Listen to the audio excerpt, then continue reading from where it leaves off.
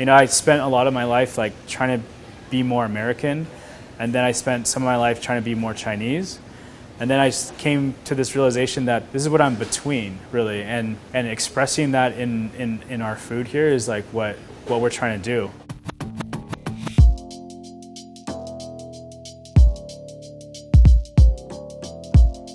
This neighborhood was defining Chinese American cuisine since the beginning. Back in like the 20s, all of these buildings were like neon signs everywhere for chop suey, because they wanted it to be a neighborhood that like invited people from all over. And for that to happen, they knew that they had to appeal to an American palate. That's kind of how Chinese American cuisine started.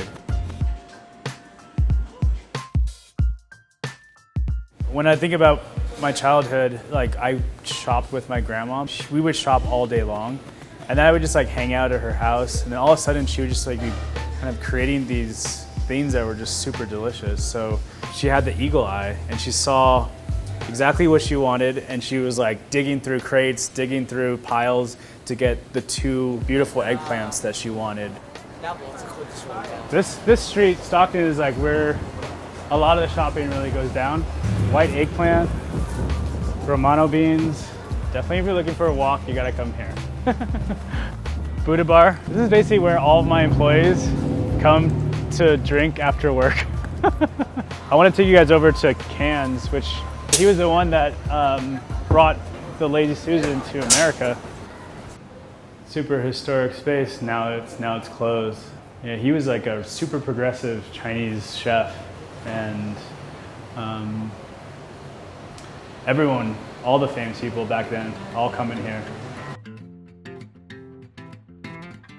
When I graduated, I knew I wanted to cook, and basically cooked in Mediterranean and Italian restaurants, which I thought was like, okay, how much further is a Chinese American guy gonna get in Italian, cooking? And I needed to start looking at my own family traditions. With grandma cooking, it's all about like look and feel, and nothing's really ever recorded.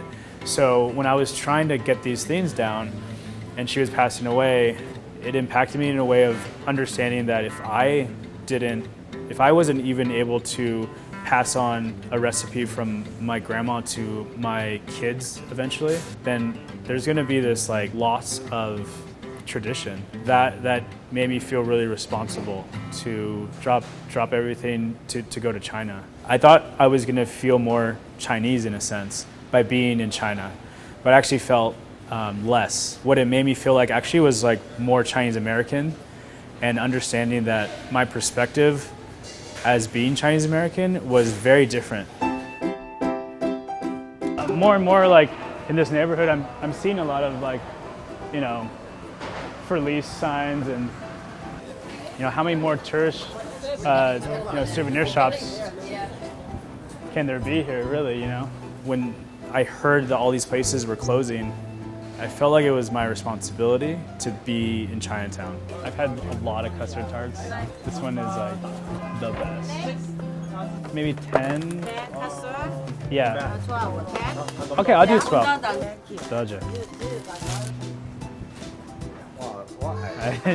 No, they're for you. He does traditional Chinese medicine. Yeah.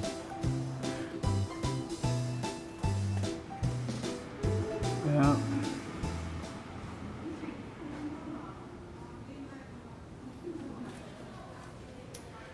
Yeah, this is a spot that like my grandpa used to go to because he just wanted like a slab of roast beef, and but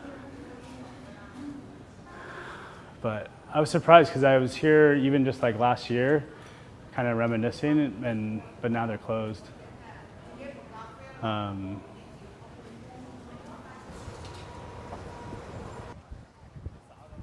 My real last name, J-E-W, was given to my family when my grandpa came here.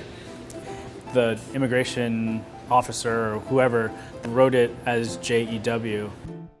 There was like a bigger conversation of just like lost in translation. Some of it was like trying to reclaim what it should be spelled like or what it should have been. And that's kind of what I was hoping some of the food would be for people.